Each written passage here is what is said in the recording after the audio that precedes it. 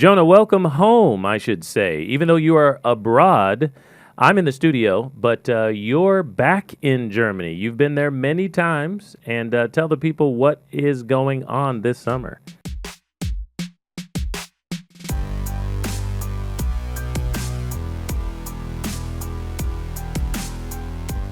Yeah, so it was our very first summer that as a family, we decided, you know what, we're going to pick up and go abroad. So this is our summer abroad. And in this episode specifically, we're going to talk about the financing of that summer abroad, some of the things that we've done so far, and just to give you at home or in the car or, laying in bed, wherever you are, a taste of what it might look like if you wanted to finance your own type of extended trip or summer vacation using the policies.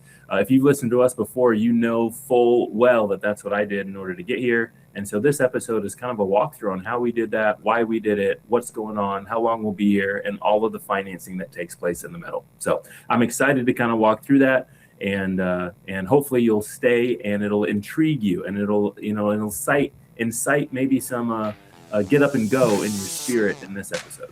On this week's edition of Nelson's Notes, we're on page 3 of Becoming Your Own Banker, 5th edition. Nelson says a little something like this. Becoming your own banker is not a tax-qualified idea of any sort. The income tax laws as we know it today has only been around since 1913. Life insurance has been around for over 200 years, and it's not the creature of any tax code. It's nothing more than like-minded people contracting with one another to solve a financial problem. Appreciate the reminder, Nelson. And remember that, ladies and gentlemen, when it comes to tax time. Oh, first off, let's start with why, Jonah. On this episode, we want to know why you're doing this. That's what Simon Sinek says we're supposed to do. So tell us, why are you in Germany? Who's over there? And give a big hug and kiss to Mom for me.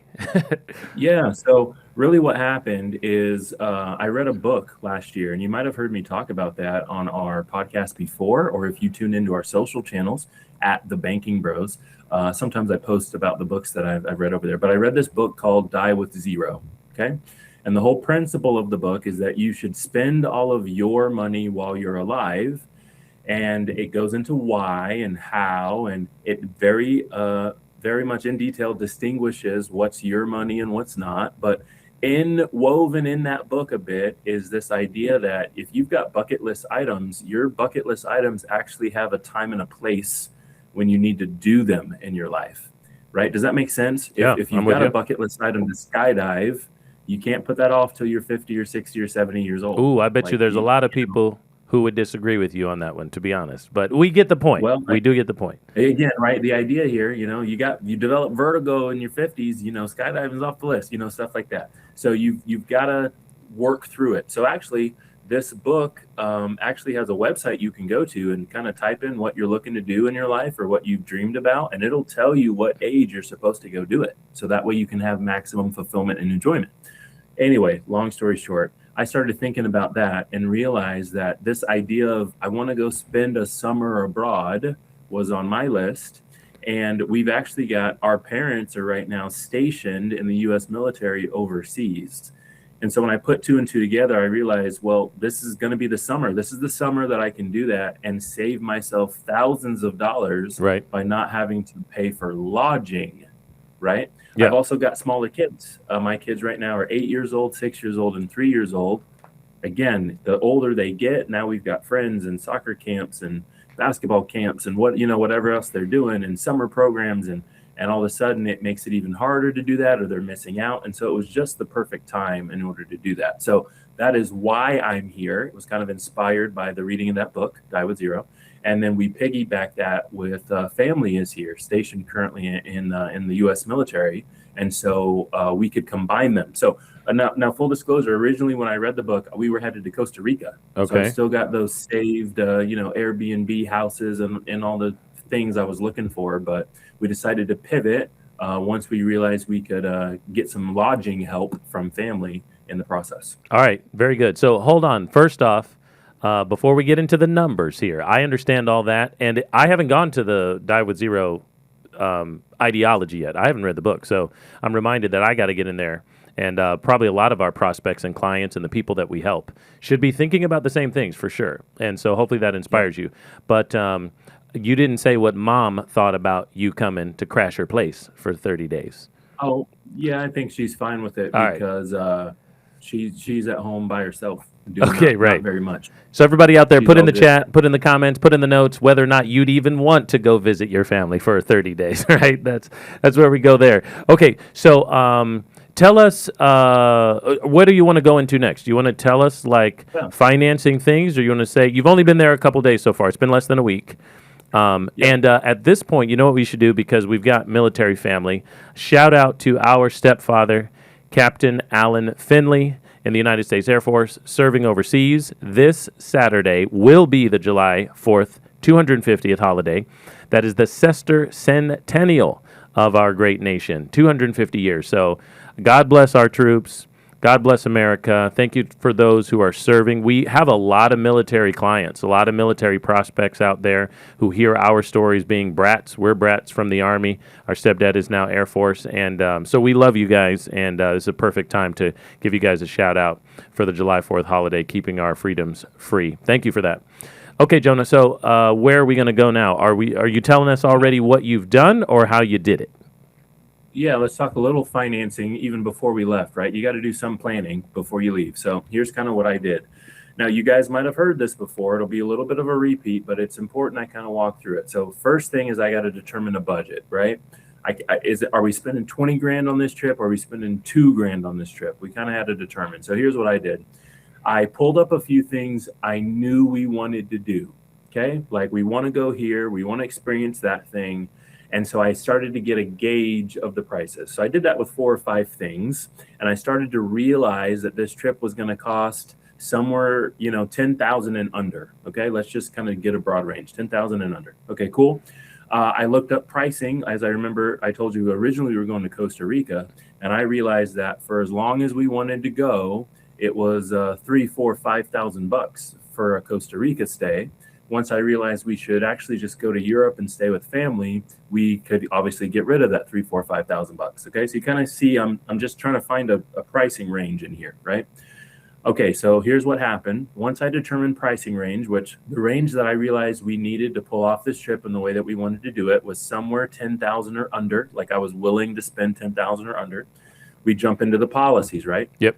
Now, lately, I'm using a cool software one of our clients actually developed to track our policies. We'll tell you more about that here coming up shortly. But at the time, I was just using simple spreadsheets. So I jump into the policy. I always leave a buffer in my policies for emergency funds, right? So we don't touch that money. Anything above that is liquid. I can do anything that I want with it. I've got a couple of different investment opportunities that I'm using the money for. You might have heard me talk about income stacking or options trading that I've recently gotten into. So that money's off limits. And so I realized that, okay, the money that I want to spend on the trip is in the policy. So that's important. I'm not going to go into debt to take my family on the Europe trip. Does that make sense? Well, yeah. Now, personally. Yeah, personally, I But, think there are yeah. some people out there who are going to hit their die with zero range and realize, you know what, I got to do it now. And I'm willing Yeah. to pay extra. But I Yep. appreciate you helping us understand. For you realized I have a range that I can do and I'm willing to do, and I'm not going to go into debt for that at all.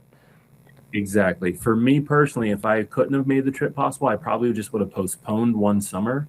My parents are going to be here currently at their location for 2 years. They've already been here one, they've got 2 left. So I probably would have postponed and had more time to save because personally at this time I wasn't going to go into debt to do it. Okay. So anyway, I've now got my range. I've checked my policy cash value. I can make sure that I stay liquid with my emergency fund. Yep. I can make sure that my investment opportunities are still going and pull the trip off. So that's important, right? I've got the money allocated where it needs to go and what I'm doing in the future to make that happen. So that's amazing. And so I kind of determined this range. So basically, literally, before I started planning officially, I'm at 10,000 or less, but not more than 10, right? Does that make sense? Yep. I'm not doing 10.5. I'm not doing 11. I'm not doing 12. It's going to be 10,000 or less. Okay, so then you've got to go for the big ticket items, right? You got to knock those out right away. So for my family of 5, that's going to be flights, if that makes sense to you guys. Those are the big tickets. So what did I do? Well, I'm running price checks or alerts or whatever you call it on, Google Flights, and I'm using Chat GPT, and I'm saying, help me. Can we skip connecting airports? Can we fly 3 different airlines? Help me get there. And so what ended up happening is we ran those alerts for a long time. And full disclosure, I actually did not buy the flights at the cheapest price available because I thought they might come down a bit more, and I drug my feet. So we ended up paying $4 or $5 grand for the flights altogether. So literally half of our budget was getting here and getting back. Okay. Okay. Yep. But that's okay, because the rest of it, because we don't have to pay for lodging, right? Yeah. So the rest of the money we can basically spend on our experiences and our food, which is kind of part of experience being in Europe. So we literally spend, and I wrote it all down. I'm keeping a spreadsheet, keeping a budget, and actually here I'll try to bring it up on screen, and we might have the editors after the fact pull it up a little bigger, so just in case you can't see it. But you can kind of see in the middle here, I spent about $5,000, I think it's $4,900 on transportation to get here. Yep. So I've got about $5 grand left in order to do the experiences. One of the things I knew I wanted to do is I wanted to go somewhere for my birthday. My birthday was going to be while I was here, so I knew I needed some money for that. My daughter turned 6 just a few weeks before we left, so I knew we wanted to take her to Disney. There's a Disneyland here, or Disney World here in Europe. I knew we wanted to do that. So some of these things I could plan for, if that makes sense. But there's also a lot of other stuff that jumped in that I wasn't expecting, right? My parents, again, live here, so they had vehicles. I wanted to be able to drive their cars. That would save us some money on train tickets. And I just wasn't expecting, an international driver's license fee, or I got to go, renew a passport because you can't travel with a passport within 6 months. Or as soon as I go to pack all the stuff up, I realize we don't actually own all the checked bags we need. We've got carry-on bags, but not checked bags for everybody. So I got to go get that. I got to buy a new car seat because if you've ever traveled with a car seat, you got to understand that's garbage. I did not want to do that. So I got to go get a car seat and order it off of, Amazon Germany and get it sent and stuff like that. So anyway, that's kind of how we determined the price range and where I was. And so as we are doing stuff here, now that we are here, you can see that I'm working with the number and I'm kind of just dwindling the number. Now, my objective is actually to put anything and everything that I spend on this trip on a credit card specifically, for a few reasons. One, I want the points on the credit card because I use that to do a lot of flights and a lot of traveling. Yep. Second, I'm in a foreign country. So if I lose the card or I need to dispute a charge or something's happening, I can do that a lot easier on a credit card. That credit card comes with insurance, like travel insurance as well. So if bags are lost, that's important. And third, it'll be nice and easy to take a loan from my policy just to pay off the credit card. Once a month or maybe twice. I'll be here a little longer than my credit card cycle. It's also easy to track. I'm not actually messing up my bank account, so my power bill and my car insurance is still coming out, that sort of thing. But nice and easy to track, to take that loan and just knock the credit card off as we kind of go up. So that's kind of the financing aspect. I think one of the most important parts, Jeremiah, is just kind of the beginning, where I said, well, listen, my emergency fund can't go anywhere. Right. I can't mess that up. I've still got investment things that I'm doing in the meantime. I can't mess that up. That's, that afforded flexibility to even go in the first place. And so do I have the kind of liquid flexibility and freedom above those things that are kind of non-negotiable for me in order to take the trip? Yeah. And that kind of determined for us where we could go, what we could do. So full disclosure, I want to go to Japan. That's on my list, but I did not have the resources or funds to get that done this summer, if that makes sense. Sure. Right? Just can't do it. Maybe in a few summers, right? Probably Japan, how far it is and flights, and I can't subsidize lodging. Maybe that's 2 or 3 or 4 summers out because I can't get there. I don't have the resources right now in order to do it. So anyway, that's a little bit on kind of where we are and what's going on right now with the financing aspect. For our audience out there who are doing this process themselves, infinite banking, help them understand payback with interest. A lot of people have been asking me that recently, and they don't understand, they don't get it quite yet, or they just want to know a real life example. So this is perfect. So if you're going to spend $10,000, are you paying that back with interest in this whole banking idea? Yeah, of course. So the whole payback with interest idea is very similar to a traditional bank. So here's what we mean. If you take a loan from a regular bank, your favorite bank, your favorite credit union out there, they are going to force you into repaying that loan. You got to repay the principal of what you took. You took $5,000. You got to put $5,000 back. Yep. But then you've also got to give them interest, right? Right. Now, again, maybe they charge you a little bit. There's a promotional rate going on, or you got a card that had 0% for 6 months or whatever. But generally speaking, you're going to ask for $5,000 or $10,000. They're going to end up making you pay back some interest. And so we're going to do the same thing in our policy here. So here's how that works. When you pay back into your policy, again, I'm only going to take a loan for what I needed, right? What flights, what we paid for. But then when we repay, we're just going to add, instead of interest, it's called paid up additions. So instead of repaying with interest, how the banks would ask us to do, we're going to repay with paid up additions. So the general idea is if I borrow $5,000 to do the financing of my trip, I'm actually just going to repay more than $5,000. And that can be $5,050, $5,100. It can be $6,000. It really depends on what the insurance company will allow you to put into the policy. But for me, I'll end up repaying more. I don't actually know how much more just yet, but it will be more than the loan I took out, even if it's just a couple dollars, even if it's $10, $20, $30. I'll end up repaying more than the loans I took out, because that's how you become an honest, and that's how you be an honest banker. Now, remind us what the implications are in your policy when you pay more back into it, paid up additions extra than what you borrowed. Yeah. So when you repay into your policy, the paid up additions specifically are a form of your premium. And now it's extra and additional premium. You don't have to do this. We recommend it, but it's not required. So it's extra and an additional premium that actually purchases for you, first and foremost, extra death benefit. You're like buying extra death benefit that you don't have to make any more payments on. That's why they call it paid up. It's kind of a fancy way to say it's paid for, or you bought it. It's one and done. So you bought this extra death benefit. Because cash value, the money that we can spend on the vacations, is actually just equity of the death benefit. Right. It's the usable cash of the death benefit. When you buy paid up additions, the money goes into your policy as paid up additions. It increases that death benefit. You've actually effectively increased your cash value year over year. Your equity now, your cash value has to rise to equal your death benefit. That's how equity works. And you've just made your death benefit bigger. So therefore, your equity has to exponentially rise to catch it. And so that's why we're going to do paid up additions, because eventually one of these summers, I do want to go to Costa Rica, or I do want to go to Japan, as I mentioned in this episode, and I need more money to do that. So I want my cash value to be growing exponentially year after year. And so I actually can use the cash value in order to finance those trips. So I don't have to go back to the banks or third parties or credit unions or wherever to actually get that done. I can do it all in-house and all myself. Love it. Okay, as we wrap up this episode, give us one final thought of your experience so far. I know you've been to Belgium. You're in Germany right now. Tell us what you've enjoyed the most or you're looking forward to.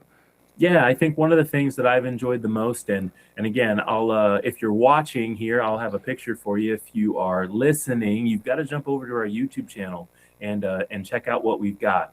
But one of the things that I've enjoyed the most is actually just hanging out with the kids, right? Getting the kids to experience some of this stuff. They've had a great time.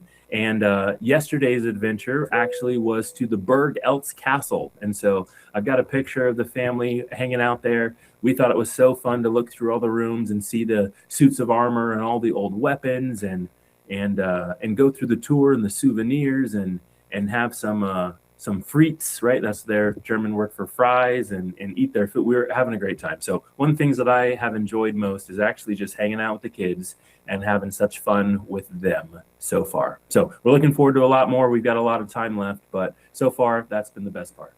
Love it. Well, Jonah, all we can say is Danke schön for helping us understand your trip to Germany. All right, it's time for today's top 5, and today we're doing something a little different. These are the top 5, in my opinion, underrated smartphone apps that can genuinely improve your productivity, your organization, your finances, your daily life. It's not the obvious ones everybody already knows about. These are apps that are useful, but they're still kind of flying under the radar. So coming in at number 5 is Libby or Hoopla. They're 2 apps, but these apps let you borrow ebooks and audiobooks from your local library completely free. Most people are paying monthly subscriptions for audiobooks, while this thing is sitting there connected to their library card. If you're trying to learn more without spending more money, this is a fantastic app or apps. You should check them out. Number 4 is Notion. Now, a lot of entrepreneurs know about this one, but most everyday people still aren't using it. You can organize notes, business ideas, goals, finances, content calendars, basically your entire life inside of one app. It's incredibly useful once you learn it. Number 3, MyFitnessPal. People underestimate how eye-opening this app can be. Most folks have no idea how many calories, sugar, or processed foods they're actually consuming until they start tracking it. Awareness changes your behavior really fast. Number 2 is YNAB, which stands for You Need a Budget. This app intentionally forces that intentionality with your money. So instead of wondering where your paycheck went, it gives you your dollar a job before you spend it. And honestly, that philosophy lines up with how wealth builders think. Intentional control instead of reactive spending.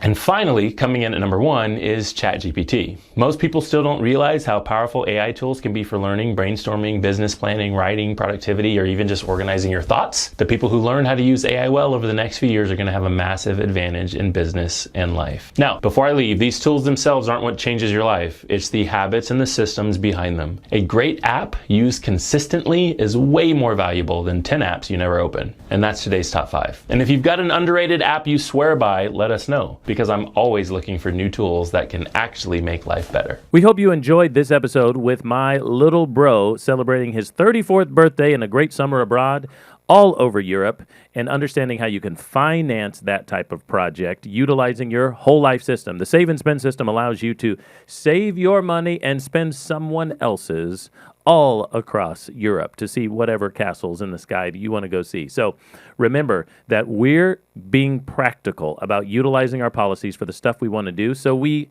actually, die with 0 regrets. We don't want to die with 0 money. We don't want to die with 0 energy, but we're going to die with 0 regrets and spend our money on the things we want to do when and where we can throughout our life. Remember, this is not just a system for investments, not just a system for retirement. It'll do all those things as well while increasing a death benefit. But hey, have some funny money to go spend and have a good time all over Europe in 2026 or 27 or wherever you want to go. On our next episode, Jadu is in studio. That's me with Jesse, Coach Jesse Durham of Durham Talents fame. And we're walking and talking through some other aspects of how he is utilizing his system and what we're learning from our prospects and clients as we give free consultations on how to save your money and spend someone else's. Now tuned to the banking bro. Said we couldn't make it. 3 cups settled. This the life we chose. Gave a lot of game. We never got a lot of things. Bow your head and say the prayer. We taught you how to be the bank.